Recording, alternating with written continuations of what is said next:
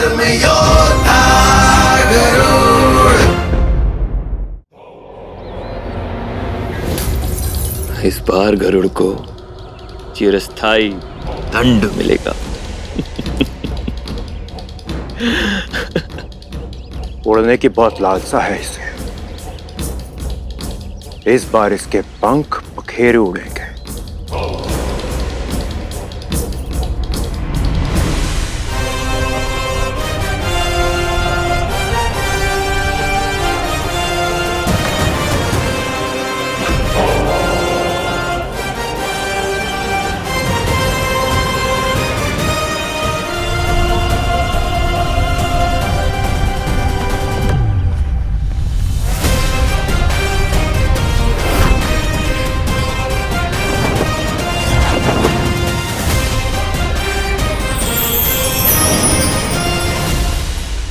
इस पर्वत पर निवास करने वाली महाशक्ति, मैं विंता पुत्र गरुड़ आपके सामने नतमस्तक हूं। आपके विश्राम में विघ्न डालने के लिए क्षमा प्रार्थी हूं। मैं अपनी गेंद लेने के लिए क्षण भर को इस पर्वत पर आना चाहता हूं। मुझे आज्ञा देकर मुझ पर कृपा करे देव। क्या तुम उड़ने की अपनी प्रवृत्ति छोड़ सकते हो विंतानंदन? उसी तरह मैं भी रक्त की ओर आकर्षित होने की अपनी प्रवृत्ति नहीं छोड़ सकता। इसीलिए यदि तुम रक्त बहाए बिना अपनी गेंद निकाल पाओ तो अवश्य निकाल लो, किंतु यदि मुझे रक्त की एक भी बूंद का आभास मिला तो मैं तुम्हें निकल जाऊंगा।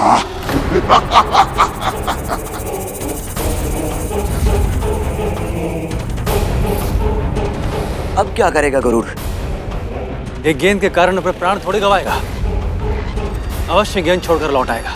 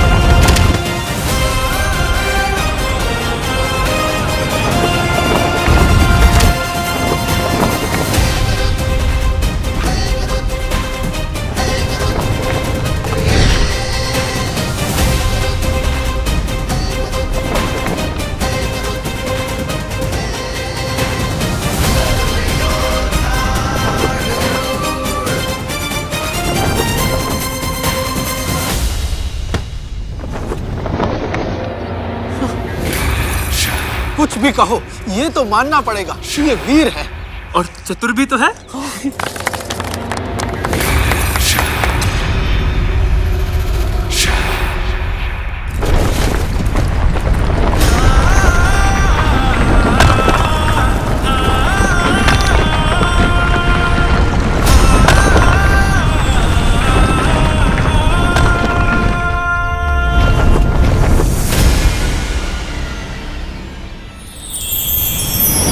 अब अवश्य ही ये सब प्रसन्न हो जाएंगे और मैं माँ की दास्ता के श्राप के विषय में इन सबसे प्रश्न पूछ पाऊंगा। ये लीजिए आपकी गेंद, मैं ले आया।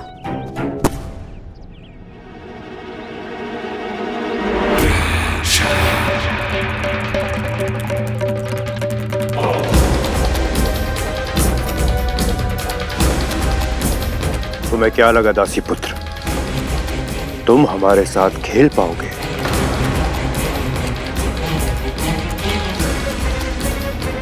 आप सबके साथ खेलना, ये तो मैं स्वप्न में भी नहीं देख सकता भैया। मैं तो बस आप सबकी सेवा करने का प्रयास कर रहा था। वो माँ कहती है ना, सभी बड़ों का सम्मान करना चाहिए, बस इसीलिए। वाह, एक बार के दंड से इतना सुधार? फिर तो अवश्य ही माँ से कह के प्रतिदिन तुम्हें दंड दिलवाना पड़ेगा, ताकि शीघ्र ही तुम प्रशिक्षित हो जाओ। जैसे इसकी माँ हो गई है दास कर्म में प्रशिक्षित।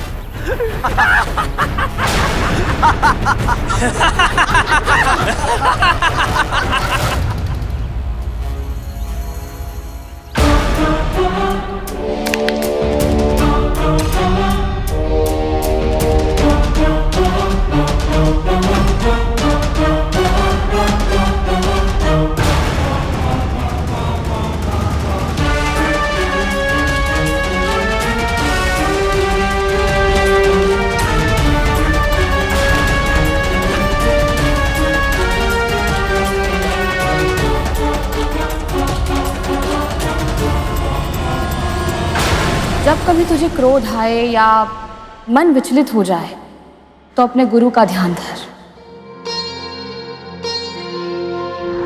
उनकी वाणी, उनकी शिक्षा और उनके दिए हुए संस्कारों के बारे में सोच। ऐसा करने से तेरा आवेग शांत हो जाएगा और फिर मन अपने आप स्थिर हो जाएगा।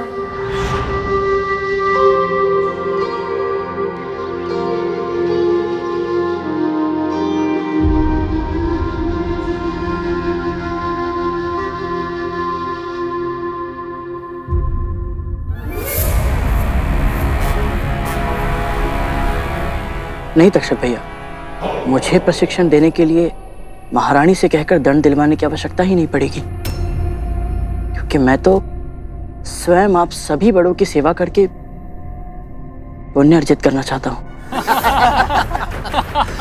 तो फिर ठीक है गरुड़, सबसे पहले मेरी सेवा से आरंभ करो। मुझे अत्यंत भूख लगी है। तो जाओ, महल के पीछे जो नया बिल मिला है वहां से चूहों को पकड़ कर लाओ। पर तुझसे बड़ा तो मैं हूँ, पहले तो इसे मेरी ही सेवा करनी होगी। करेगा धूमल, तेरी भी सेवा करेगा, लेकिन इससे पहले ये मेरे पैर दबाएगा। मैं तुम सबसे बड़ा जो हूं।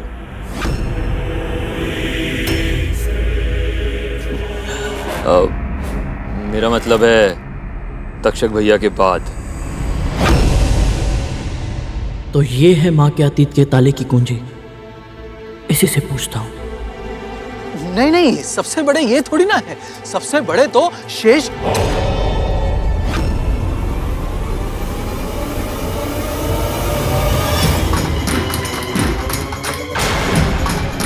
भूख लगी थी ना तुझे? जा अपने पेट में कुछ डाल और अपनी बुद्धि में भी। जा।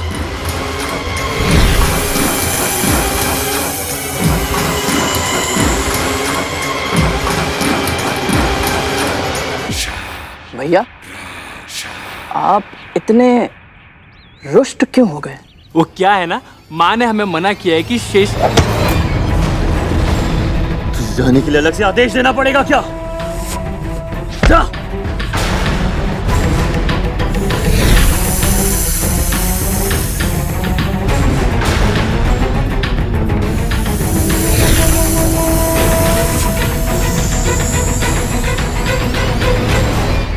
अब क्या करूं? तक्षक भैया से पूछूं? और ये दोनों अपने छोटे भाइयों को डांट क्यों रहे? अवश्य ही कोई तक्षक भैया से भी बड़ा है, सबसे बड़ा, किंतु कौन?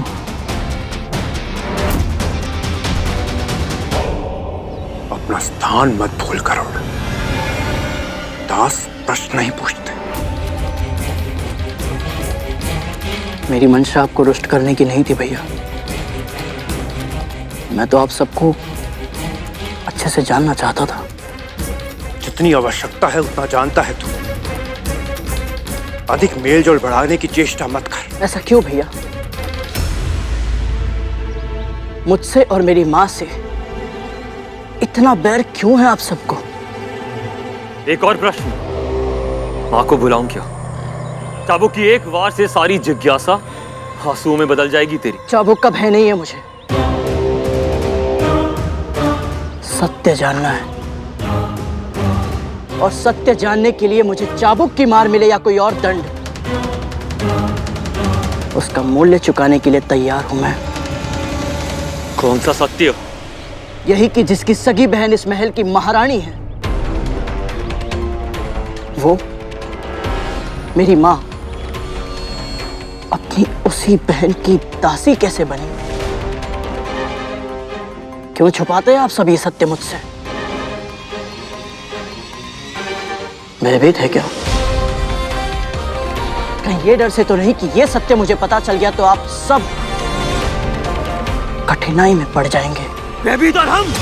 कालिया, भड़का रहा है तुझे।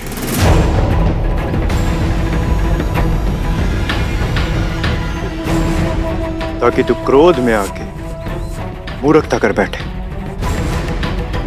और इसे उत्तर मिल जाए। जिन रहस्यों को तुम ढूंढने का प्रयास कर रहे हो ना, वो भूमि में नहीं गड़े,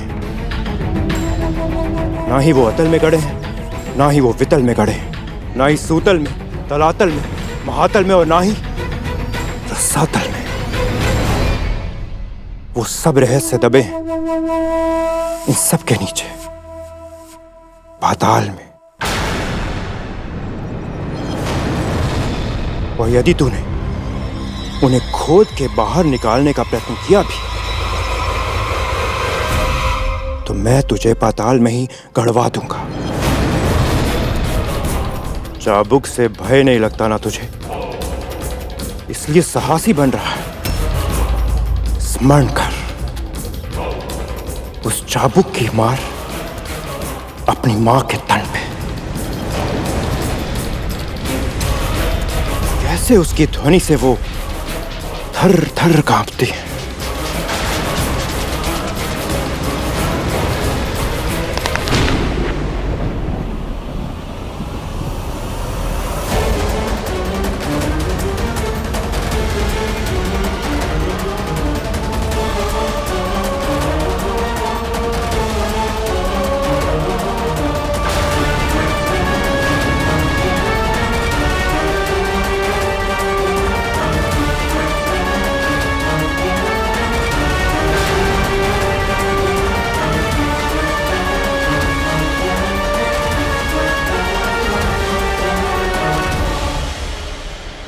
सब व्यर्थ हो गया।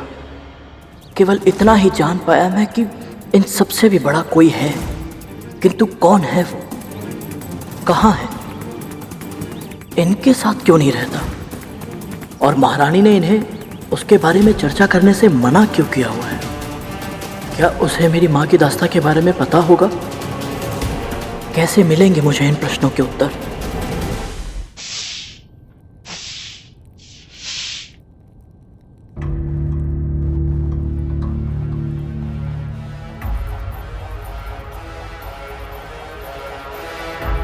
ओम विष्णुवे नमः, ओम विष्णुवे नमः, ओम विष्णुवे नमः, विष्णुवे नमः, ओम विष्णुवे नमः, ओम विष्णुवे नमः, ओम विष्णुवे नमः। दासी पुत्र होकर भी इतना शक्तिशाली होगा कल्पना नहीं की थी। क्यों धूमल? ये दोनों प्रशंसा कर रहे हैं। ऐसा क्या कर दिया गरुड़ ने? हाँ, तक तू शक्तिशाली है किंतु मूर्ख भी तो है। हमारी गेंद निकालने के लिए इतना बड़ा संकट मोल ले लिया। संकट? कैसा संकट? संकट को तो आप दोनों ने भी आमंत्रित कर लिया था। यदि तक्षक भैया और कालिया भैया समय पर आपको नहीं रोकते तो आप तो गरुड़ के सामने सारा सच उगल देते। आप व्यर्थ से परेशान हो रहे हैं, उसे कुछ पता नहीं चला है और ना ही कभी पता चलेगा। सच? क्या गरुड़ ने इन सबसे अतीत के बारे में जानने की चेष्टा की है? हमारे माँ के आदेश की अवहेलना करने का सामर्थ्य उसमें नहीं है सरकोटा।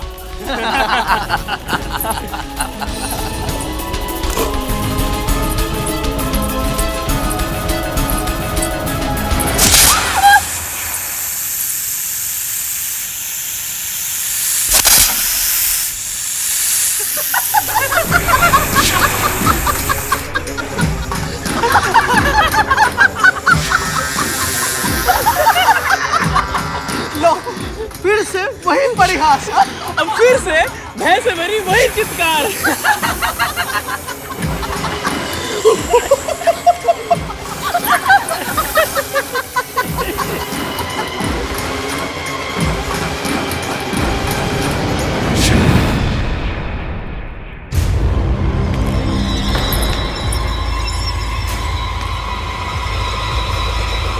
रहने दे कालिया।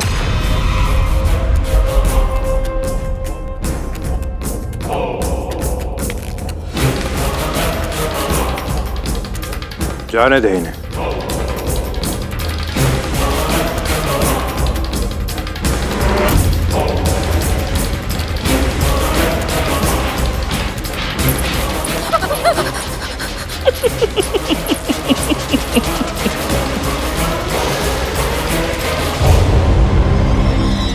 किसी को इतना भी मत डराओ कि उसका डर ही समाप्त हो जाए।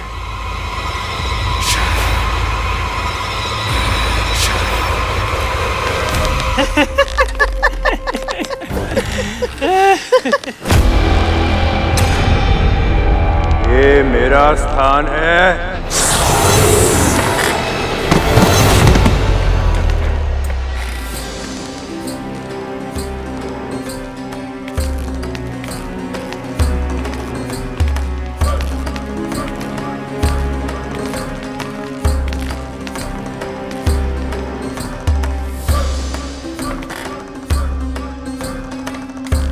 तक्षक भैया, ऐसा क्या विशेष है इस झूले में कि केवल आप ही यहाँ बैठ सकते हैं और कोई नहीं? छोटे भाई तख्तू, ये चंदन का झूला है। इस पे बैठने का अधिकार सिर्फ उसी का है जो सबसे बड़ा हो। जब तक शेषनाग भैया थे सिर्फ वही बैठते थे इस पर, और उनके वैकुंठ जाने के बाद ये स्थान वासुकी भैया को मिलता, किंतु वो भी शेषनाग भैया के साथ तपस्या में चले गए। तो इसीलिए ये अधिकार तक्षक भैया को मिलता है, और इनके बाद ये चंदन का झूला मुझे मिलेगा।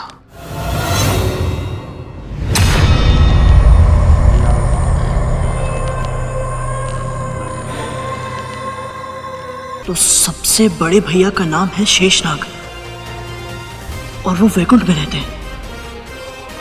पर वासुकी भैया और शेषनाग भैया यहां से गए क्यों? मैं उन तक कैसे पहुंचूं? वैकुंठ, ये नाम कहीं सुना है मैंने, और कहां? हाँ, मां के आराध्य श्री विष्णु वैकुंठ में ही तो रहते हैं। इसका अर्थ यह है कि मां मुझे वैकुंठ का मार्ग बता सकती है। ध्यान रहे, शेषनाग भैया की चर्चा गरुड़ के सामने फिर से कभी नहीं होनी चाहिए। यदि मां को यह बात पता लगी कि किसी ने भी ऐसा कुछ किया है तो उसके प्राण मैं भी नहीं बचा पाऊंगा।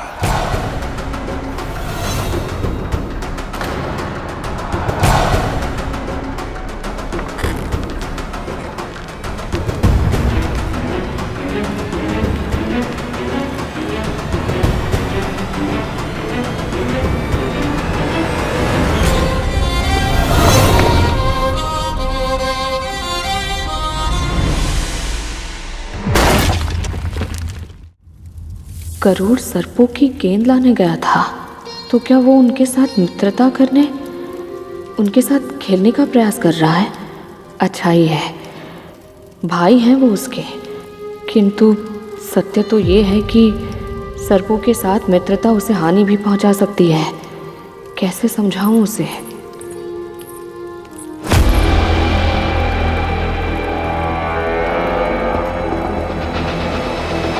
बिल्कुल सही अनुमान लगाया था मैंने।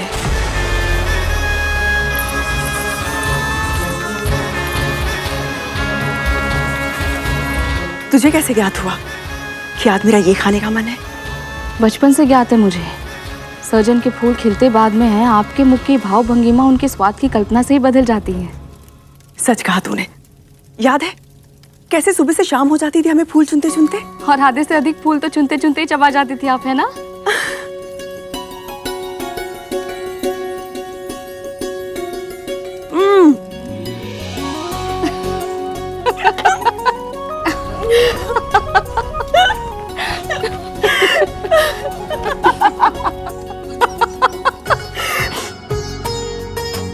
माँ और महारानी एक साथ हंस रही है।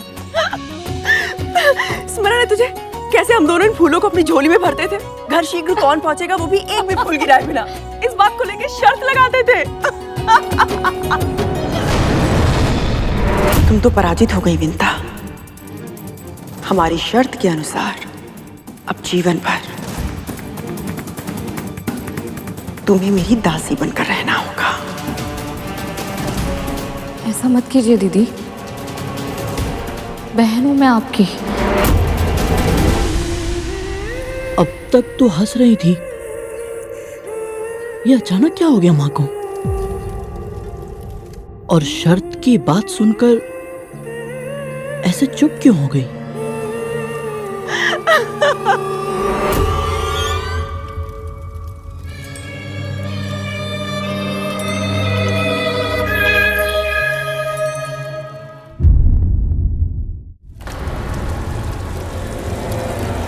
ध्यान कहाँ है तेरा? जला हुआ खाना खिलाएगी मुझे?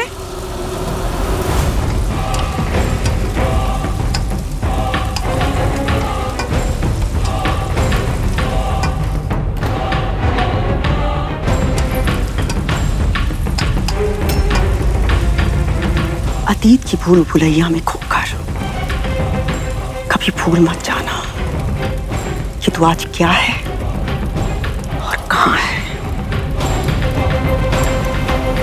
मत भूल, पुत्र यदि त्रुटि करेगा तो दंड मां को मिलेगा। यदि मां से कोई भूल हुई तो परिणाम पुत्र को भुगतना होगा।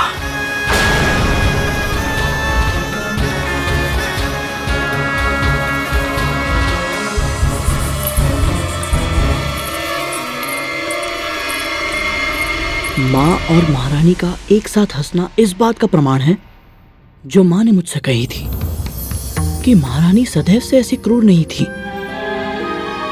किंतु शर्त की बात सुनकर माँ के मुख के भाव जैसे बदल गए, उससे यह प्रतीत होता है कि इनके बीच जो कुछ हुआ उसके पीछे अवश्य ही कोई शर्त थी। किंतु कौन सी शर्त? मेरे इन सभी प्रश्नों के उत्तर केवल शेषनाग भैया ही दे सकते हैं। अब कुछ भी क्यों ना करना पड़े, मुझे वैकुंठ जाना ही होगा।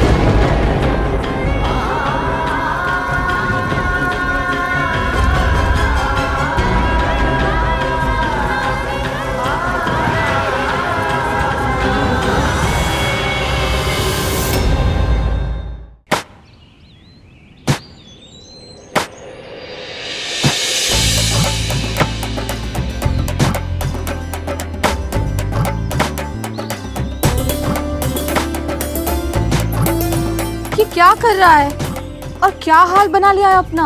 क्यों कर रहा है ये सब? माँ, आप मुझे महल के काम नहीं करने देती, मैं आपको घर के काम नहीं करने दूंगा। किंतु इतना सारा धान क्यों कूट रहा है तू? क्योंकि मैं नहीं चाहता कि मेरी अनुपस्थिति में आपको कोई भी भारी कार्य करना पड़े। तेरी अनुपस्थिति में? जी माँ। कहाँ जा रहा है तू?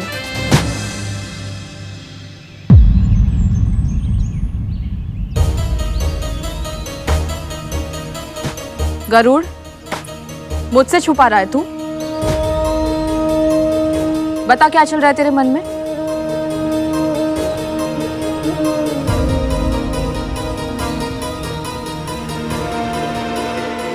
अच्छी।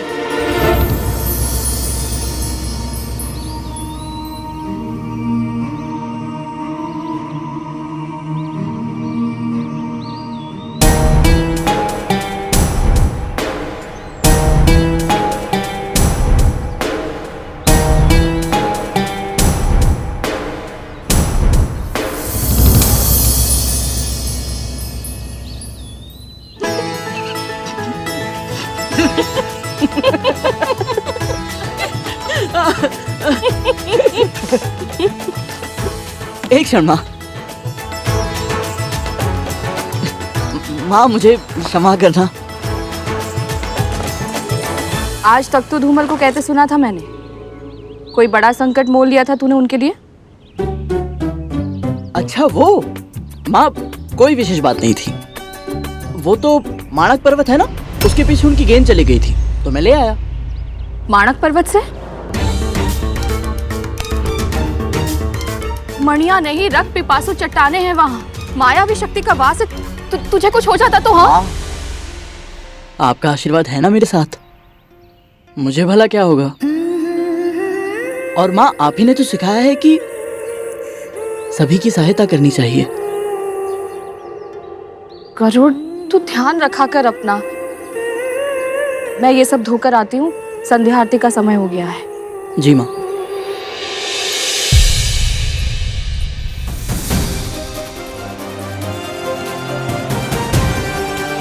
माँ से कुछ छुपाना वैसे भी कठिन है, ऊपर से ऐसी मूर्खता करूंगा तो माँ को मेरे मन की बात अवश्य ही पता चल जाएगी। फिर शेषनाग भैया से मिलने वैकुंठ जाना तो दूर, माँ मुझे घर से बाहर तक नहीं जाने देंगी। ओम विष्णवे नमः, ओम लक्ष्मीपतये नमः, ओम कृष्णाय नमः, ओम वैकुंठाय नमः। वैकुंठाय नमः? विष्णवे नमः, ओम लक्ष्मीपतये नमः, ओम कृष्णाय नमः, ओम वैकुंठाय नमः, ओम विष्णवे नमः, ओम लक्ष्मीपतये नमः, ओम कृष्णाय नमः, ओम वैकुंठाय नमः।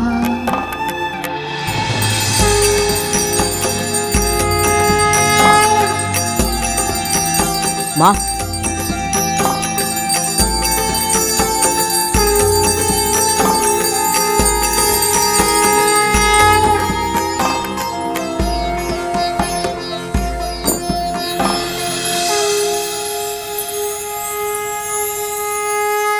आयुष्मान भव।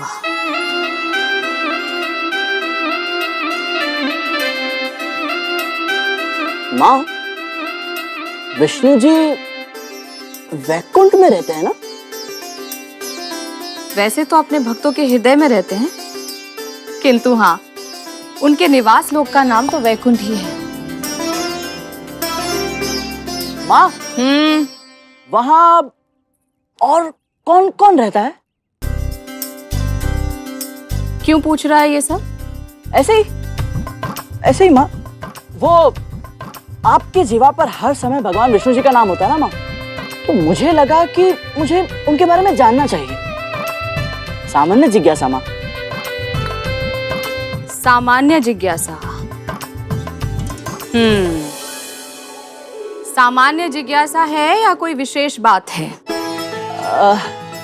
विशेष बात क्या हो सकती है माँ?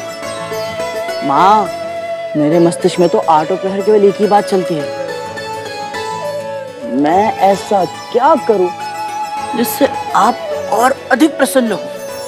क्योंकि आप विष्णु जी का नाम हर समय लेती है, उसमें मग्न रहती है माँ, तो मुझे लगा मुझे उनकी ओर, उनके मार्ग पर चलना चाहिए। बड़ा समझदार हो गया है मेरा पुत्र। वैकुंठ प्रभु विष्णु और देवी श्री लक्ष्मी का निवास स्थान है। केवल वही जीवात्माएं वहां प्रवेश कर सकती हैं जिन्होंने जन्म जन्मांतर तक प्रभु की भक्ति और सेवा शुद्ध हृदय से की हो, शुभ कर्म किए हों।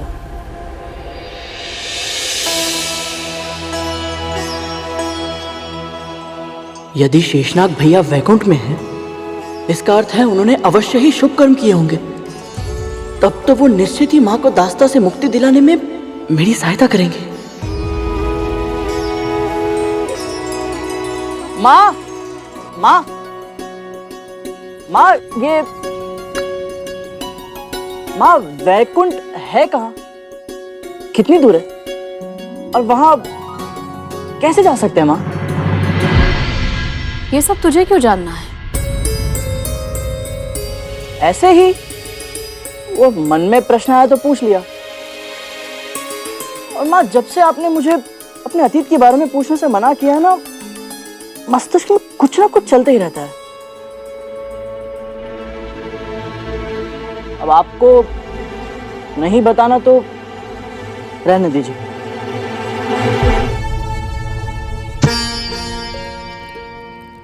यदि माँ भी कुछ नहीं बताएंगी तो मुझे मेरे प्रश्नों के उत्तर कैसे मिलेंगे?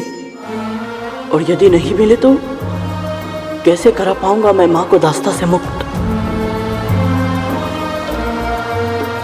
यदि मैंने इसकी जिज्ञासा शांत नहीं की तो ये अपने प्रश्नों के उत्तर दूसरों से पाना चाहेगा। कोई और इसे न जाने क्या बताए और कैसे। इससे तो अच्छा है कि मैं ही इसके प्रश्नों के उत्तर दूं।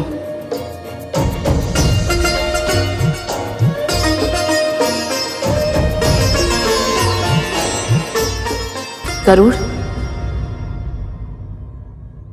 केवल वैकुंठ ही क्यों, संसार के सभी लोगों के बारे में बताऊंगी मैं तुझे।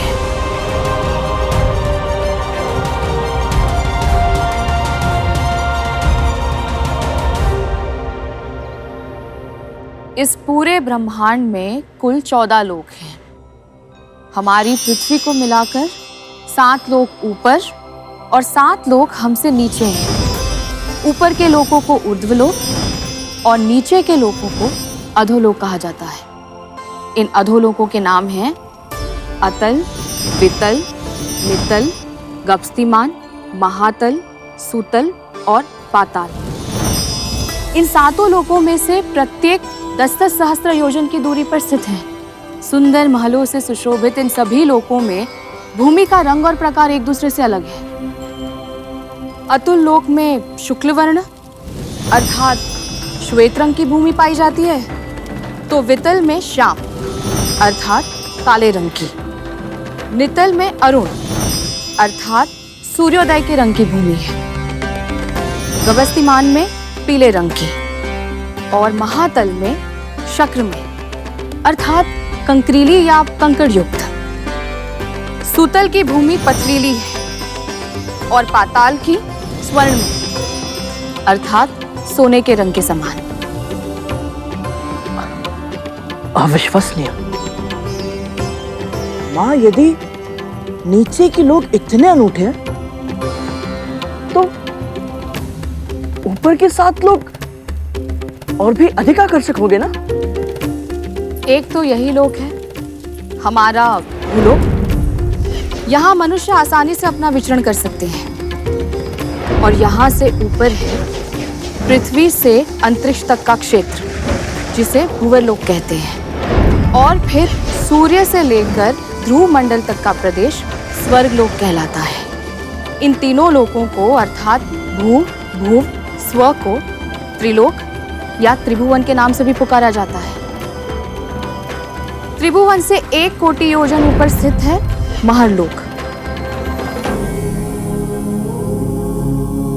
उससे 2 कोटि योजन ऊपर है जनलोक, और वहां से 8 कोटि योजन ऊपर जो लोक है उसे तपोलोक कहते हैं, और तपोलोक से 12 कोटि योजन ऊपर है सत्यलोक जो ब्रह्मलोक भी कहलाता है।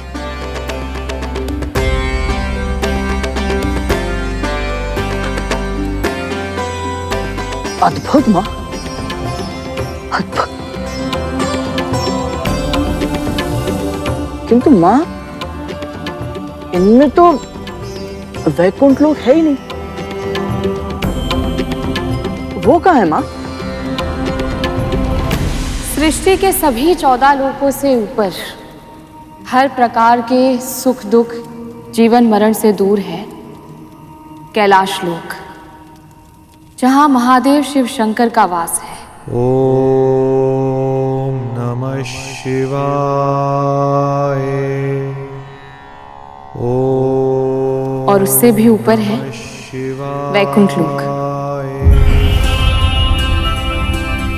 जहाँ निवास करते हैं मेरे प्रभु श्री विष्णु।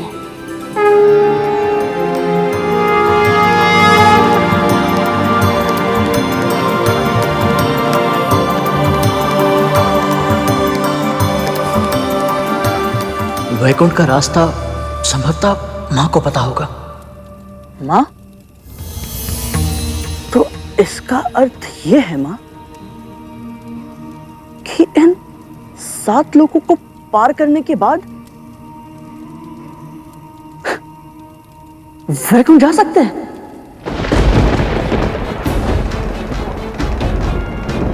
है ना माँ?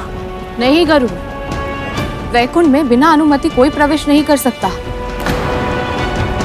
और जो ऐसा करने का प्रयास भी करता है वो उसी क्षण अपने प्राण गंवा देता है।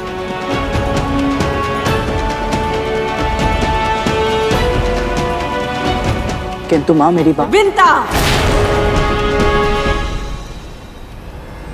माँ, बहुत देर हो गई ना, ये उचित समय नहीं है। सेवा के लिए कोई समय अनुचित नहीं होता पुत्र। सेविका हूं मैं और अपनी स्वामिनी की आज्ञा का पालन करना मेरा धर्म है। मैं अपने धर्म की उपेक्षा नहीं कर सकती। विंता। माँ,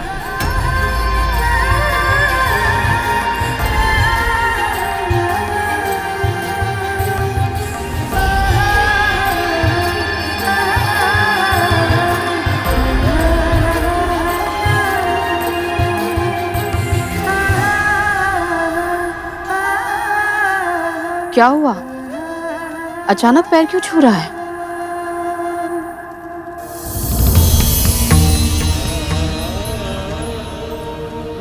आशीर्वाद दीजिए माँ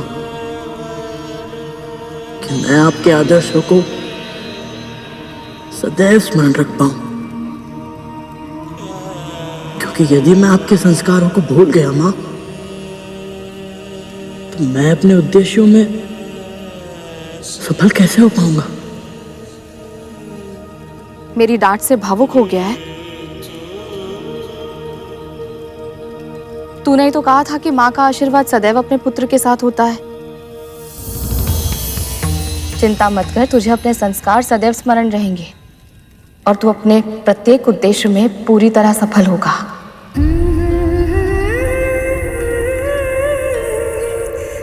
बस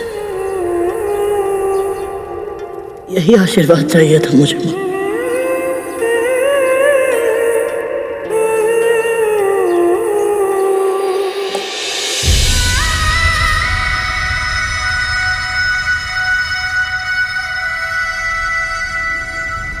विंता, सुनाई नहीं देता? कब से पुकार रही हूं मैं।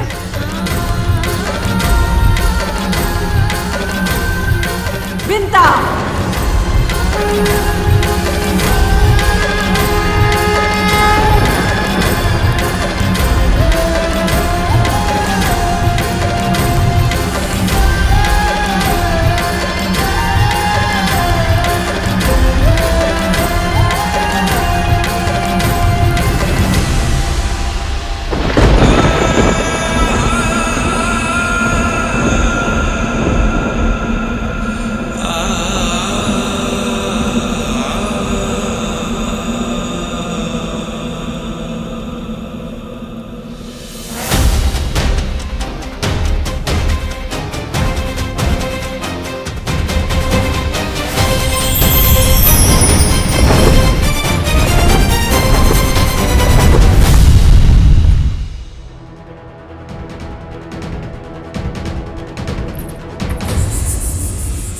कुछ हुआ क्या महारानी?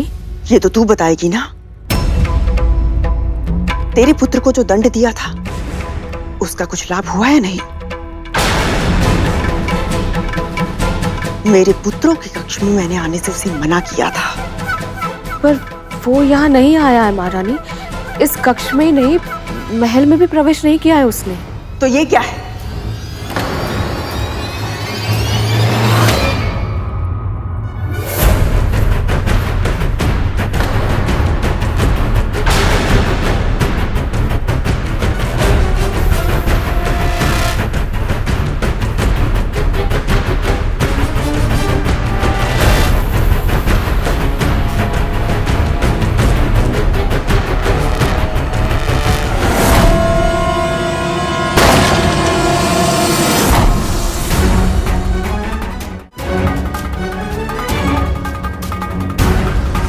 अपने पुत्र को बचाने के लिए असत्य कह रही है ये माँ। प्रथम बार इस महल में महारानी कद्रू की आज्ञा का उल्लंघन हुआ। इस विष के पौधे को वृक्ष बनने से पहले पहले सुखाना होगा। ऐसा दंड देना होगा इस गरुड़ को, ताकि भविष्य में जब जब ये आज की रात का स्मरण करे, भय से सिहर उठे।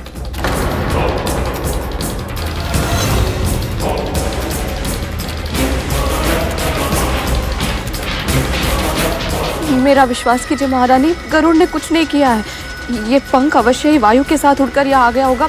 मैं अभी इसे हटा देती हूँ। इस पंख ने हमारा झूला तोड़ा है। मैं स्वयं इसे ठीक कर दूंगी, फिर से पहले जैसा बना दूंगी।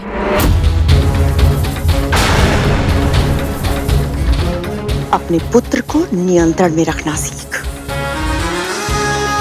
आज मेरे पास इस बात का प्रमाण नहीं है कि गरुड़ यहाँ आया था या नहीं, किंतु अगली बार ऐसा कुछ हुआ तो प्रमाण नहीं, परिणाम देखेगी।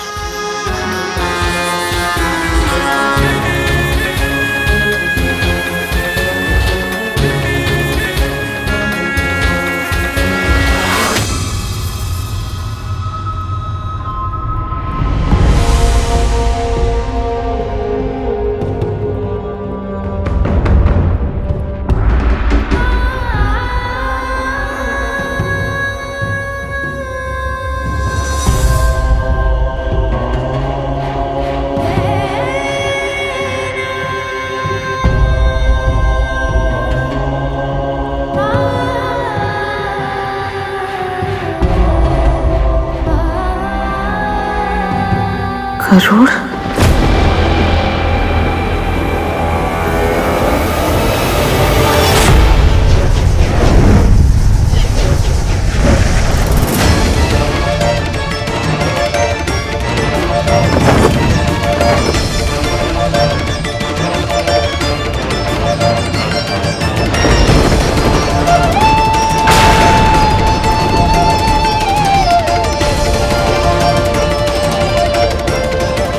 वैकुंठ है कहाँ?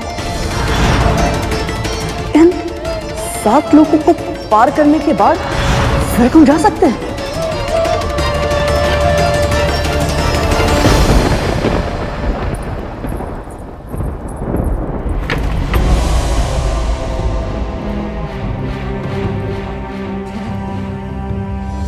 मैं नहीं चाहता कि मेरी अनुपस्थिति में आपको कोई भी भारी कार्य करना पड़े। कहाँ जा रहा है तू?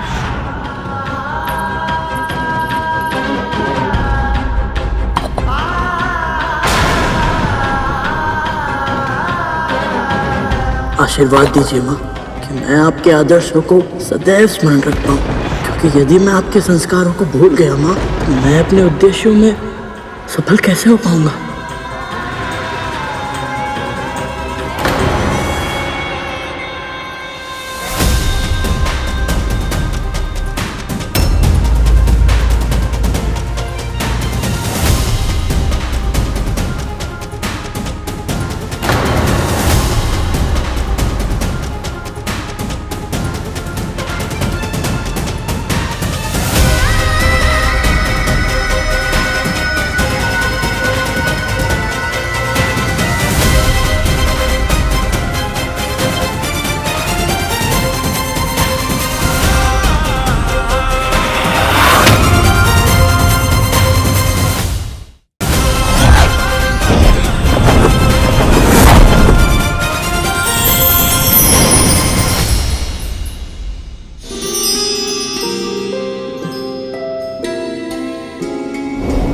उत्तर की दिशा में सर्वाधिक चमकने वाला तारा है ध्रुव तारा।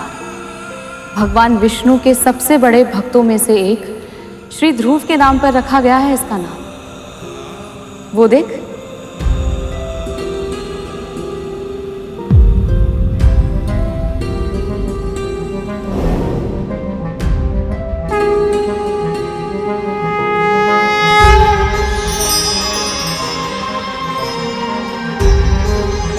आप उत्तर दिशा के सबसे कीर्तिमान सितारे हैं श्री ध्रुव। इस अथाह ब्रह्मांड में जब भी कोई खो जाता है वो आपको देखकर अपनी दिशा फिर से पा लेता है। कृपया मुझे आशीर्वाद दीजिए कि मैं जो ढूंढ रहा हूं वो वैकुंठ का मार्ग मुझे शीघ्र मिल जाए।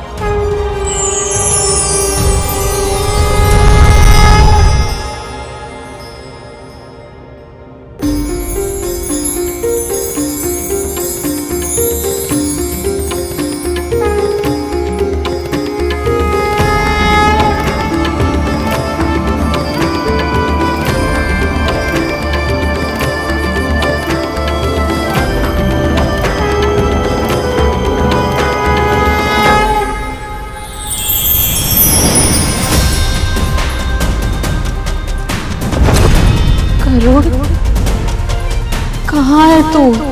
कहाँ है तू? आज आपकी पुकार का उत्तर नहीं दे सकता मैं मां।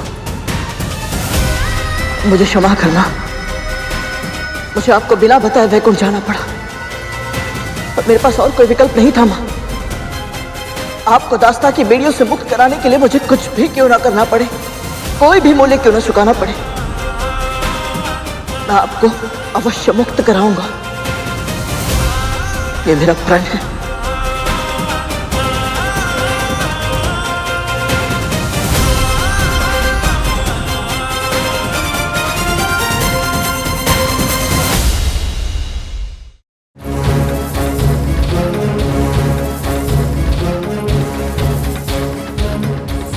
मैं आपसे विनती करती हूँ महारानी, मुझे बता दीजिए मेरा पुत्र कहाँ है, उसे मुझसे मत छीनिए। ये क्या कह रही है तू?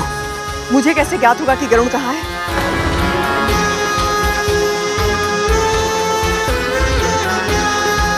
उठ जा, उठ। अब बता क्या हुआ है? चारों ओर देख लिया, कोना कोना छान लिया, किंतु गरुड़ कहीं नहीं है। यहीं कहीं गया होगा, आ जाएगा वो। कहीं भी हो, मेरी पुकार सुनते ही क्षण भर में लौट आता है वो, किंतु आज उसे पुकारते पुकारते मेरा कंठ बैठ गया, मेरा पुत्र नहीं आया। मुझे डर लग रहा है महारानी, कहीं वो किसी ऐसे स्थान पर तो नहीं चला गया जहाँ उसे अपनी माँ की पुकार सुनाई ना दे रही हो। ऐसा कौन सा स्थान हो सकता है?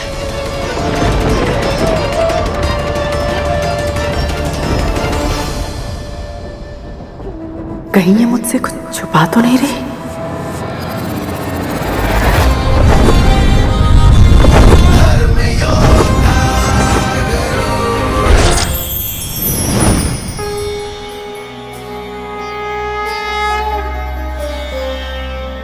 आपके दर्शन करके मैं धन्य हुआ। मेरा प्रणाम स्वीकार कीजिए चंद्रदेव। तुम असंभव को संभव बनाना चाहते हो गरुड़, किंतु जिस कारण से तुमने इतनी कठिन यात्रा करने की ठानी है वो अत्यंत पवित्र है, इसलिए मैं तुम्हें आशीर्वाद देता हूँ। विजय भव।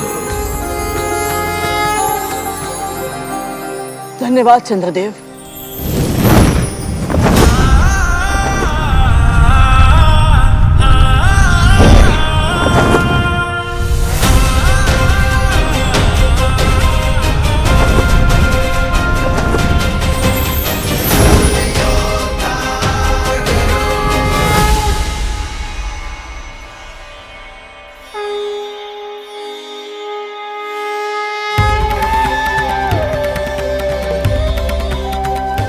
अंधकार को समूल नष्ट करने वाले, प्राणियों में शुभ और मंगल की भावना का संचार करने वाले भगवान श्री सूर्यदेव को मेरा प्रणाम।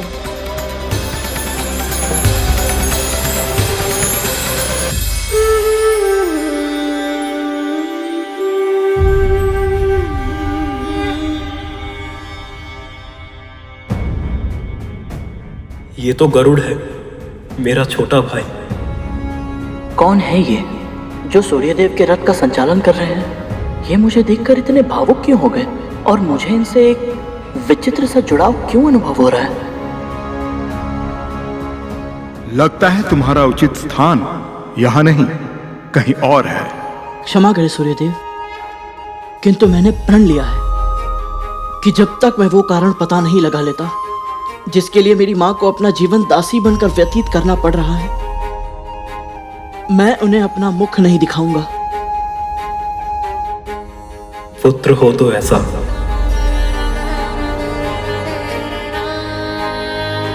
तुम्हारी भावना, इच्छा शक्ति, शारीरिक बल अद्भुत है गरुड़,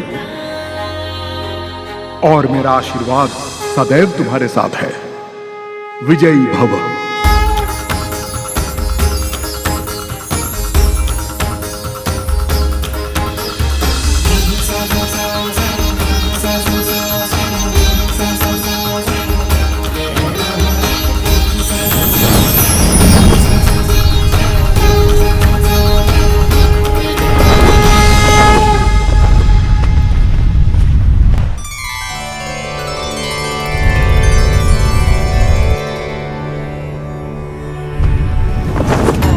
स्वर्ग इतना सुंदर स्थान है पुत्र, कोई एक बार वहां चला जाए तो फिर कभी वहां से बाहर आना ही नहीं चाहता।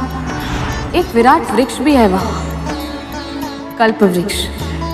यदि कोई सच्चे हृदय से कुछ भी मांगे तो उसकी इच्छा अवश्य पूर्ण होती है।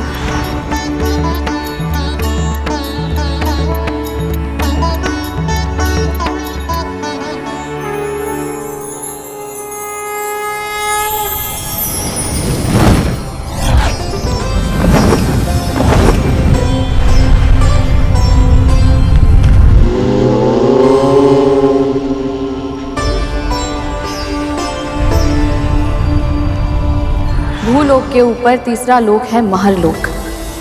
श्वेत धवल हिम से ढके जाने कितने ही विशाल पर्वत हैं वहाँ, जिनकी घाटियों और कंदराओं में अनेक ऋषि मुनि और योगी सैकड़ों वर्षों से गहन तपस्या में मग्न हैं।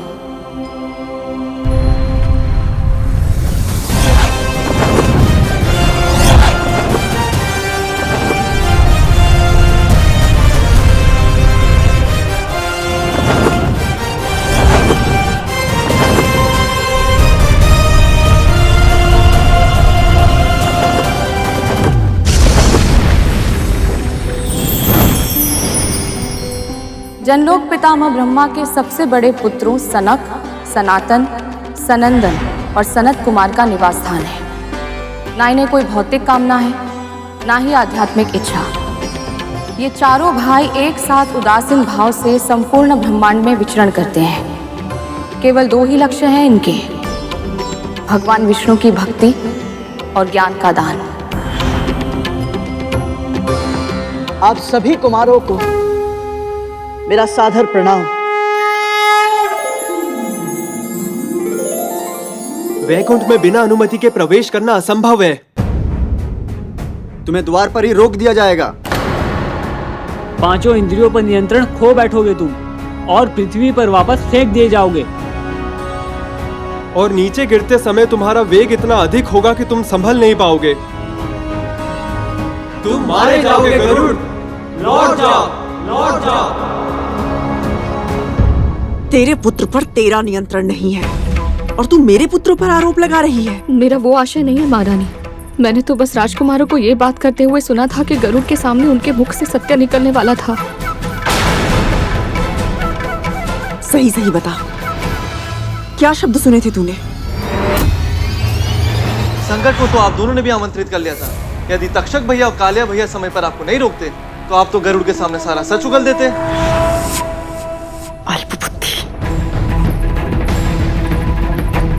गरुड़ को हमारी शर्त के बारे में नहीं पता था, इसलिए मेरा मन कहता है वो कहाँ हो सकता है ये जानने के लिए हमें आपके पुत्रों से बात करनी ही होगी। अगर अपना भला चाहती है तो प्रार्थना कर कि गरुड़ को कुछ ना पता चला हो, वो किसी सामान्य कार्य से गया हो और शीघ्र ही लौट आए।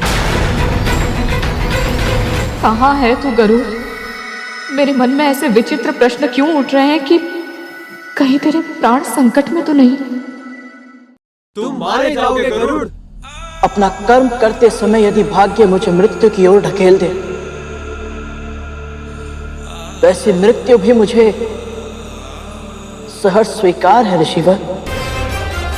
और वैसे भी यदि मैं अपनी मां को दास्ता की बेड़ियों से मुक्त नहीं करा पाया तो मेरे जीवन का क्या ही लाभ।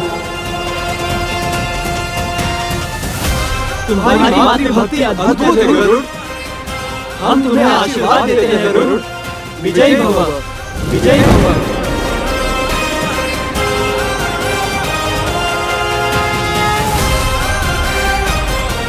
धन्यवाद।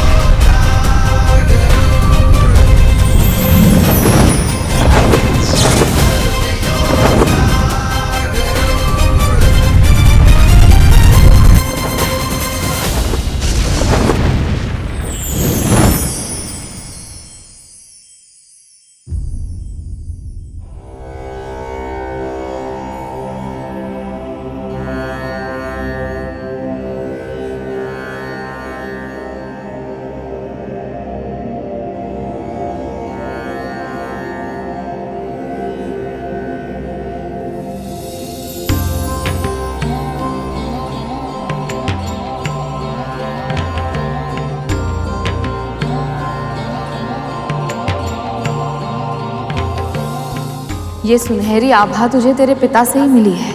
उनके बारे में और बताइए ना। परम पिता ब्रह्मा के मानस पुत्र हुए महर्षि मरीचि और उनके पुत्र हुए तेरे पिता ऋषि गणों में श्रेष्ठ प्रजापति कश्यप। उन्होंने अपने कुल के विस्तार के लिए देव, दानव, पशु, पक्षी, वृक्ष, कीट आदि की रचना की। समस्त संसार में जो कुछ भी चेतन है, जो एक, दो या अनेक पैरों पर चलता, तैरता या उड़ता है, उन सब का अस्तित्व तेरे पिता की तप शक्ति से ही संभव हुआ है। वो सदा परम ब्रह्म में रहते हैं, इसलिए उन्हें सत्यलोक में एक विशेष स्थान प्राप्त हुआ है। पिताजी,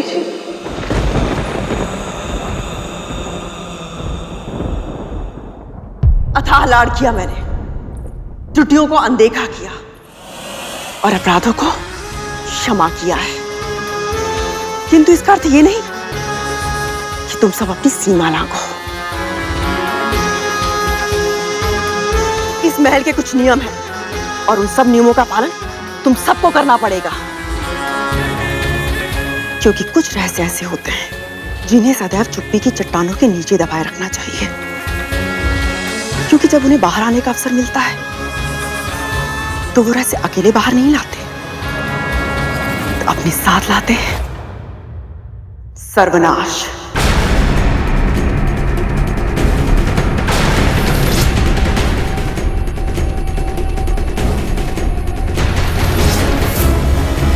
आपके पुत्रों को बड़ी से बड़ी चट्टानों के नीचे रेंग कर अपने शिकार को दबोचने का अभ्यास है मां।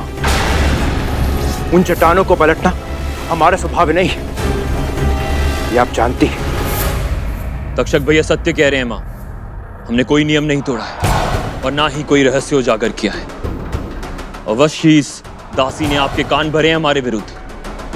केवल इतना बता दीजिए राजकुमार कि आज जब आप सब खेल रहे थे तो वहां क्या हुआ था?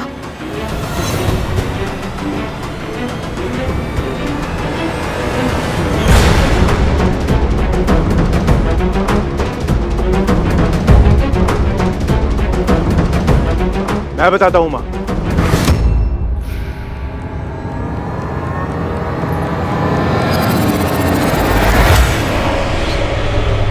वो दासी पुत्र हमसे मित्रता करने का प्रयास कर रहा था मां। खेलते खेलते गेंद मानक पर्वत की मायावी मणियों में फंस गई और हमारे आदेश के बिना ही वो गरुड़ उसे ले आया और कहने लगा कि उसे हम बड़े भाइयों की सेवा करनी है, परंतु हमने उसकी चाटुकारिता पे ध्यान नहीं दिया मां और कह दिया कि हमसे संबंध बढ़ाने का प्रयास ना करे वो, है ना? भैया सत्य कह रहे हैं माँ। हाँ माँ, भैया सत्य कह रहे हैं। हाँ माँ, सत्य कह रहे हैं।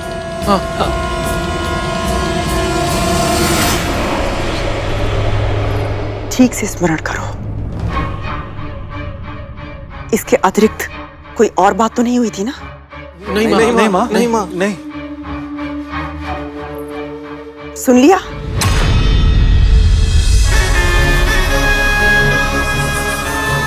अब तो तुझे विश्वास हो गया ना कि तेरे पुत्र के लुप्त होने का कारण मेरे पुत्र नहीं है। यदि तक्षक भैया और कालिया भैया समय पर आपको नहीं रोकते तो आप तो गरुड़ के सामने सारा सच उगल देते। माँ, वैकुंठ है कहाँ? कितनी दूर है? और वहां कैसे जा सकते हैं माँ? मैंने सुना था राजकुमार गरुड़ को कोई सत्य बताने वाले थे। सत्य क्या था?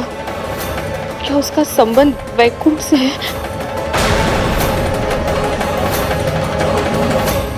पुत्र गरुड़, ये क्या कर रहे हो? अपने उद्देश्य को भूलकर तुम यहां क्यों रुक गए? एक बार किसी कार्य को करने का निश्चय कर लो तो फिर मन को भटकने नहीं देना चाहिए। जाओ और अपने लक्ष्य को पूरा करो।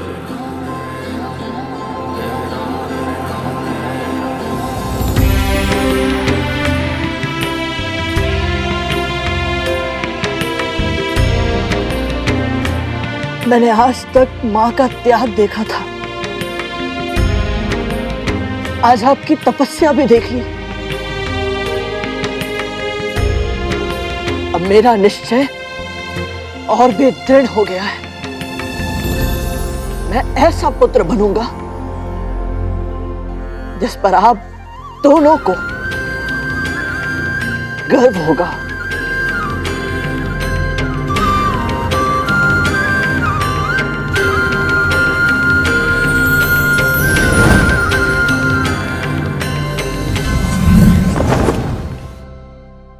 मौन मत रहो तक तू धूमल, सत्य बताओ, माँ वो वहाँ बड़े भैया की बात चली थी तो हमारे मुख से शेषनाग भैया का नाम निकलने वाला था माँ, पर नहीं निकला।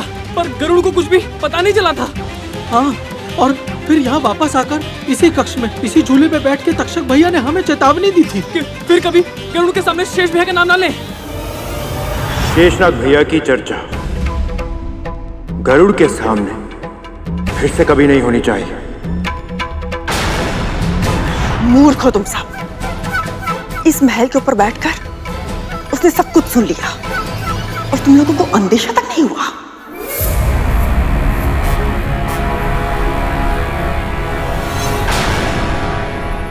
अति सदैव बुरी होती है विंता।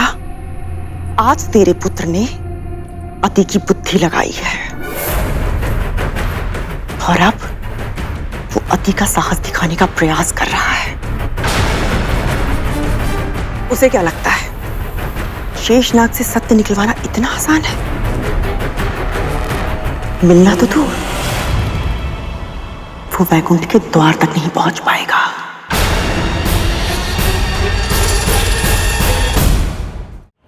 सूर्य का ताप उसके पंख जला देगा। अंतरिक्ष की शीत उसकी धमनियों में चल रहे रक्त को जमाकर हिम में बदल देगी। अनंत ब्रह्मांड की यात्रा का संघर्ष उसके तन को ही नहीं, उसकी आत्मा को भी थका देगा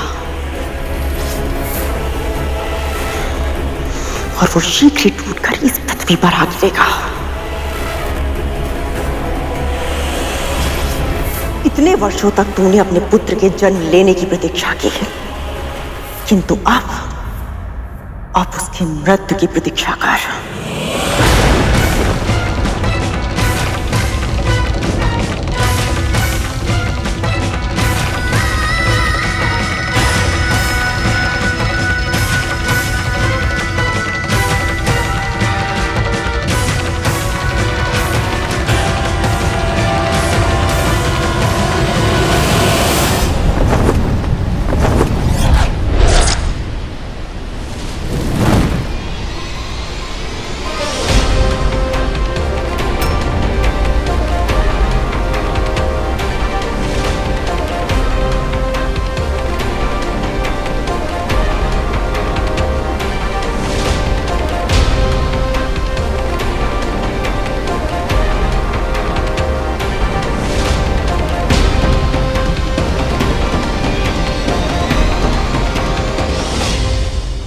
विरजा नदी उल्टी बहती है, वही वैकुंठ से पहले अंतिम अवरोध है। सामान्य प्राणी उस विराट नदी को पार नहीं कर सकते। केवल वही महान आत्माएं इस कार्य में सफल होती हैं जिन पर भगवान विष्णु का आशीर्वाद होता है। और यदि कोई उनकी इच्छा के विरुद्ध वैकुंठ पहुंचने का प्रयास करता है तो विरजा नदी उसे स्वयं में समाहित कर उसके प्राण हर लेती है। परिणाम चाहे जो भी हो, किंतु मैं अपने प्रश्नों के उत्तर लिए बिना नहीं जाऊंगा। माँ की स्वतंत्रता मेरे प्राणों से अधिक मूल्यवान है।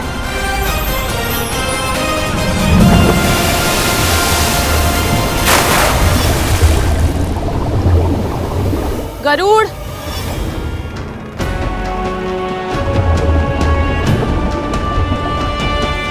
गरुड़, गरुड़ मुझे छोड़कर नहीं जा सकता।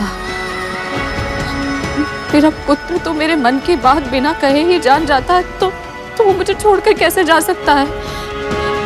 गरुड़, पुत्र कहाँ है तू?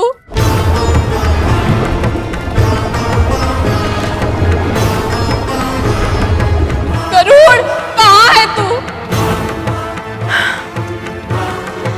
दिन रात में एक ही पहली गाल खोजती थी कि उसे अपने नियंत्रण में कैसे करूं, किंतु अब उसकी आवश्यकता ही नहीं है। यदि सच में गरुड़ वैकुंठ के रास्ते पर गया है तो समझो वो कांटा मेरे मार्ग से सदैव सदैव के लिए हट गया है।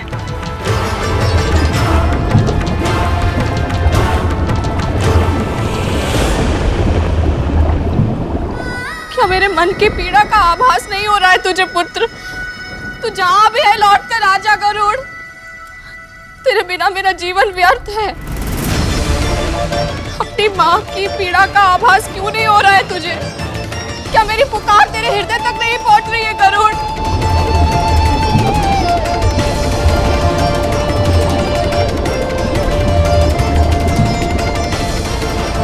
लौट कर आजा गरुड़, लौट कर आजा।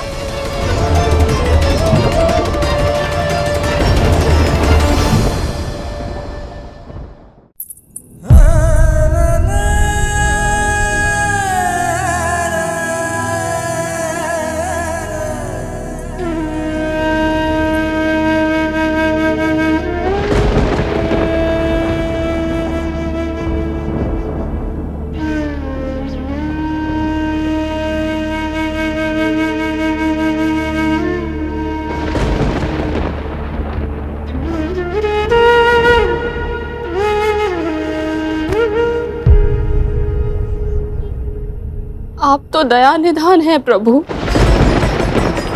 संकट में अपनी भक्त का साथ मत छोड़िए। मैं अपने पुत्र के बिना जीवित नहीं रह सकती श्री विष्णु। मेरे गरुड़ की रक्षा कीजिए, मेरे पुत्र की रक्षा कीजिए, रक्षा कीजिए मेरे पुत्र की। ओम विष्णुवे नमः, ओम विष्णुवे नमः, ओम विष्णुवे नमः, ओम विष्णुवे नमः, ओम विष्णुवे नमः, ओम विष्णुवे नमः, ओम विष्णुवे नमः, ओम विष्णुवे नमः, ओम विष्णुवे नमः, ओम विष्णुवे नमः। प्राण का मूल तत्व भी श्री विष्णु है और जीवन की प्रेरणा भी। दुखों का हरण करने वाले, संकटों का नाश करने वाले मेरे प्रभु अपने भक्तों की एक पुकार पर दौड़े चले आते हैं। जो उनकी आराधना करते हैं, भगवान विष्णु सदैव प्रत्येक परिस्थिति में उनकी रक्षा अवश्य करते हैं।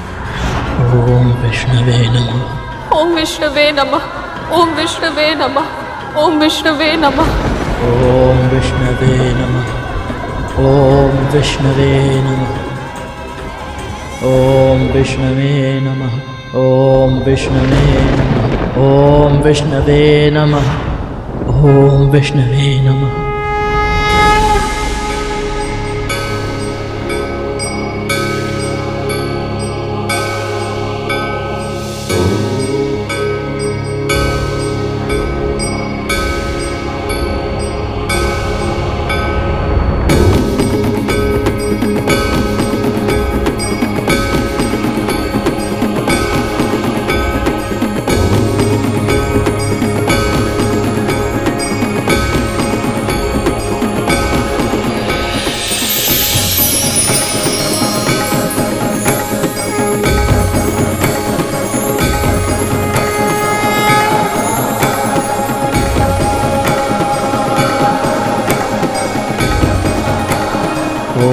विष्णवे नमः, ओम विष्णवे नमः, ओम विष्णवे नमः, ओम विष्णवे नमः।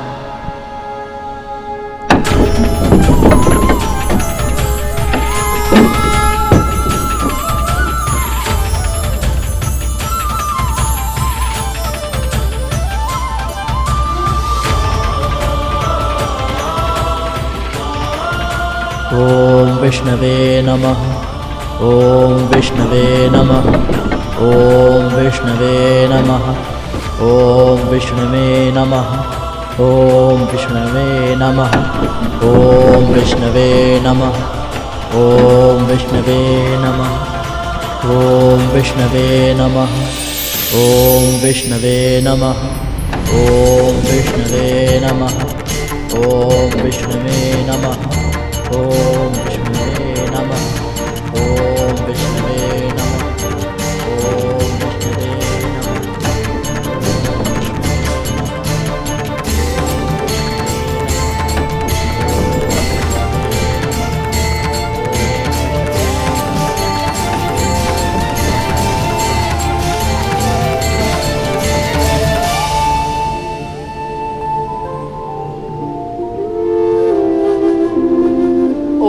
विष्णवे नमः।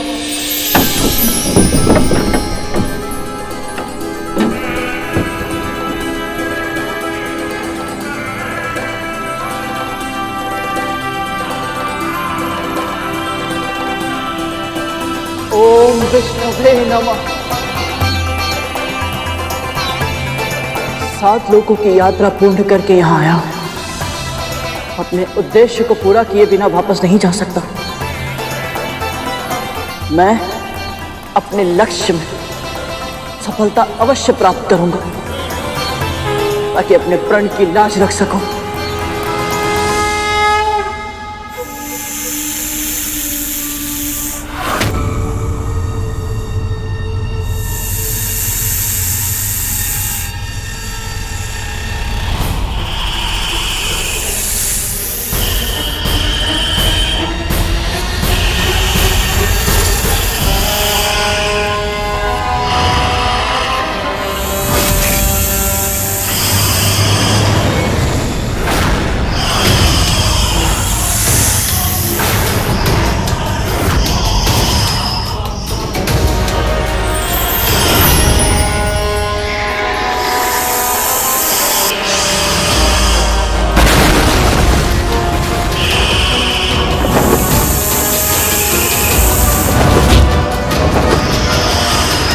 इतनी बड़ी दृष्टता बिना अनुमति यहाँ प्रवेश कैसे किया? जब तक मैं अपना प्रण पूर्ण नहीं कर लेता मैं पीछे नहीं हटूंगा।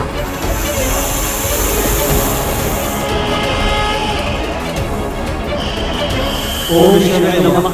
ओम विष्णुवे नमः। ओम विष्णुवे नमः।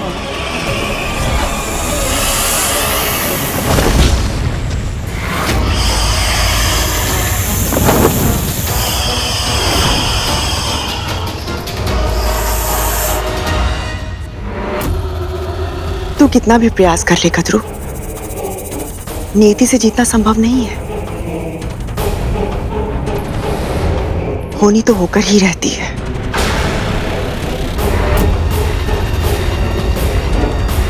पर सच में कहीं गरुड़ सारे संकटों को पार कर सच्चाई जान गया तो मैं महर्षि कश्यप की पत्नी विद्या समस्त जग के पालन श्री विष्णु का आह्वान करती हूँ। यदि मैंने आपकी आराधना सच्चे हृदय से की है, यदि आपकी भक्ति का तनिक भी पुण्य मैंने अर्जित किया है, यदि कभी भी मन से, वचन से या कर्म से परोपकार किया है, तो आज मुझे उसका फल दीजिए प्रभु। मेरे पुत्र की रक्षा कीजिए, मेरे गरुड़ की रक्षा कीजिए।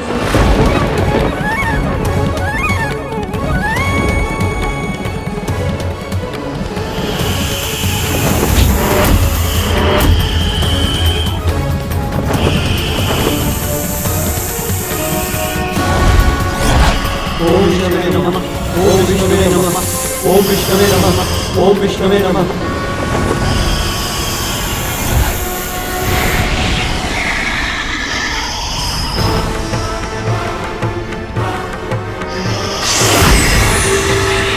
उसकी सहायता कीजिए प्रभु, मेरे पुत्र की रक्षा कीजिए।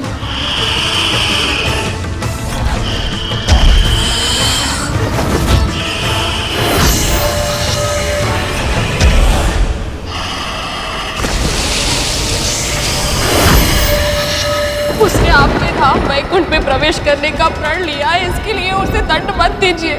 अपनी भक्त की पुकार सुनिए श्री विष्णु, उसकी रक्षा कीजिए।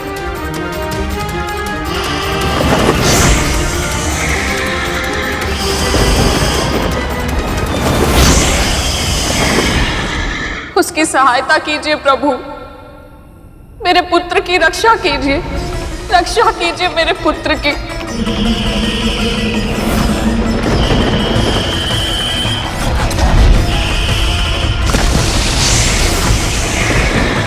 श्री विष्णवे नमः। श्री विष्णवे नमः। श्री विष्णवे नमः। श्री विष्णवे नमः। श्री विष्णवे नमः। श्री विष्णवे नमः। श्री विष्णवे नमः। श्री विष्णवे नमः। श्री विष्णवे नमः। श्री विष्णवे नमः। श्री विष्णवे नमः। श्री विष्णवे नमः।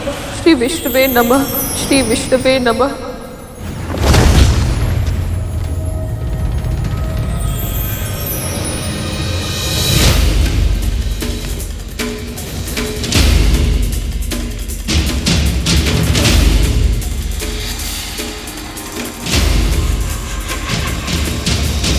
क्या संबंध है तुम्हारा विंता माँ से? ब्रह्मपुत्र कश्यप और दक्ष प्रजापति की पुत्री माँ विंता का पुत्र हूं मैं, गरुड़।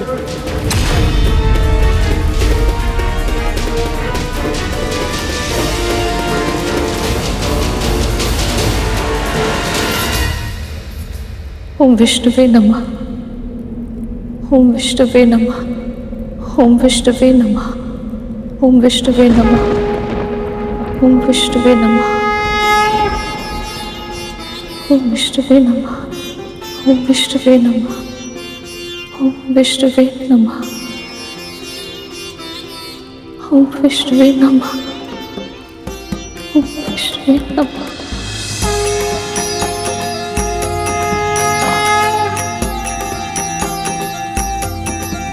मेरी पुकार सुन ली आपने। आपका कोटि कोटि धन्यवाद प्रभु।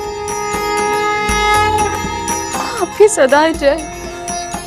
मैं कुछ भोग लेकर आती हूँ।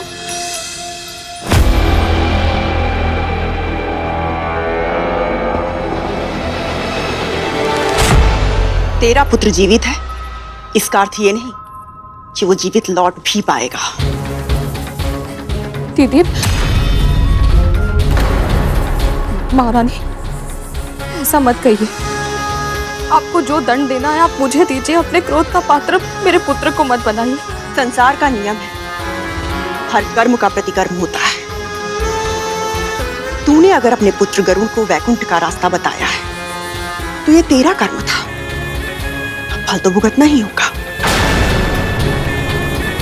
यदि सच में तेरा पुत्र गरुड़ वैकुंठ गया है तो उसकी मृत्यु की उत्तरदायी तू स्वयं होगी। भले ही तेरा पुत्र भी जीवित हो, किंतु इससे पहले कि वो मेरे या मेरे पुत्रों के लिए संकट बने, मैं स्वयं उसे मृत्यु के घाट उतार दूंगी। सदा सदा के लिए वैकुंठ भेज दूंगी गरुड़ को।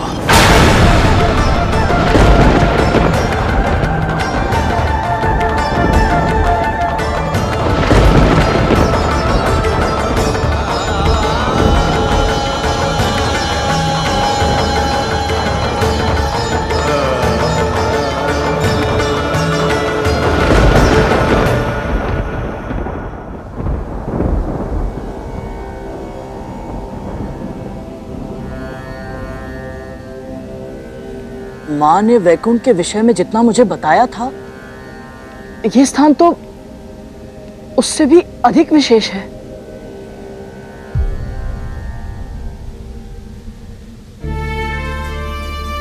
किंतु यही कहना चाहते हो ना? किंतु हाँ, किंतु यहाँ कोई दिखाई क्यों नहीं दे रहा? सब श्रीहीन सा लग रहा है। भैया, प्रभु विष्णु और माँ लक्ष्मी कहाँ हैं?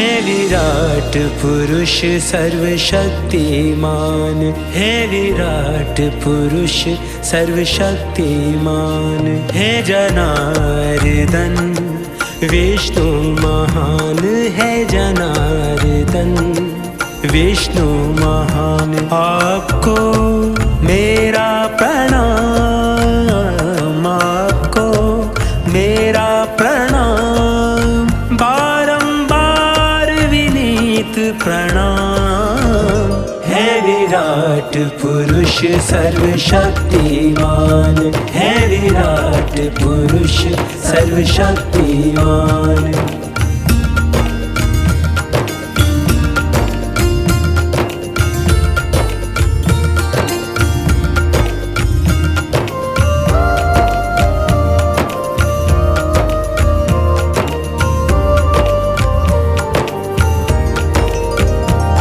कल्याण सभी का करते हैं,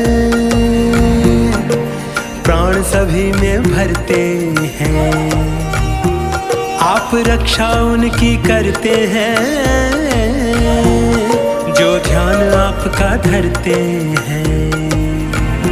14 भुवन में न्यारा सबसे उत्तम आपका धाम। है विराट पुरुष सर्वशक्तिमान, है विराट पुरुष सर्वशक्तिमान।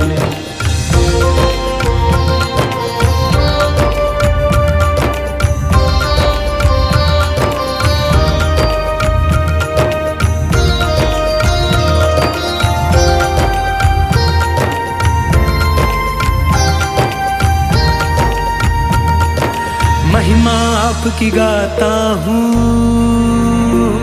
चरणों में शीश नवाता हूँ, मन में धारिय छवि मनोहर, धन्य स्वयं को पाता हूँ। सत्य सनातन माँ ने बताया, सबसे पवित्र आपका नाम। है विराट पुरुष सर्वशक्तिमान, है विराट पुरुष सर्वशक्तिमान।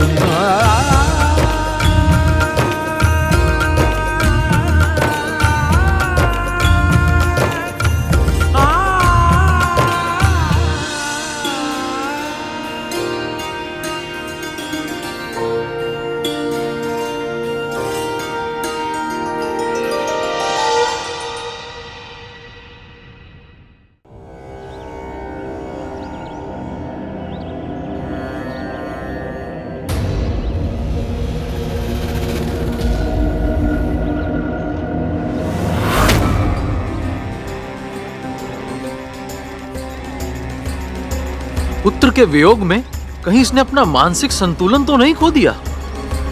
हाँ, एक साथ हंस भी रही है और रो भी रही है।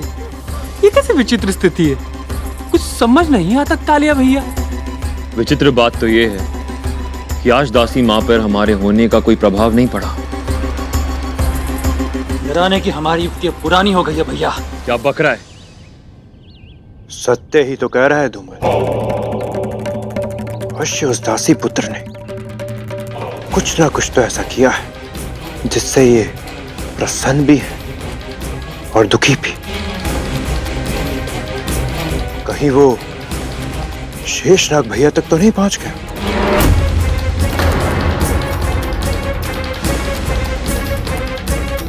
ये असंभव है भैया, और अगर ऐसा हो भी जाता है तो आपको क्यों लगता है कि हमारा सगा बड़ा भाई हम नागों को छोड़ के एक पक्षी का पक्ष लेगा?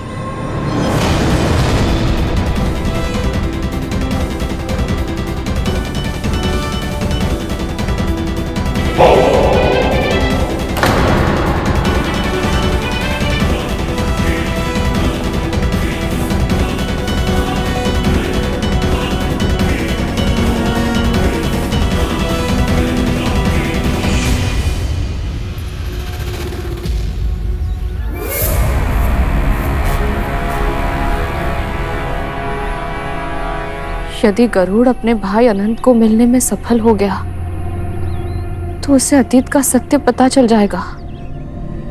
जो प्रश्न उसके सुख चैन पर कुंडली मारकर बैठे हैं उनके उत्तर मिल गए तो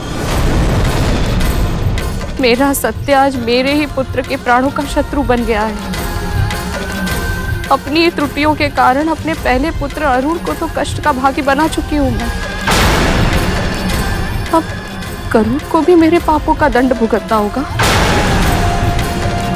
नहीं, मैं ऐसा नहीं होने दे सकती, किसी भी मूल्य पर नहीं।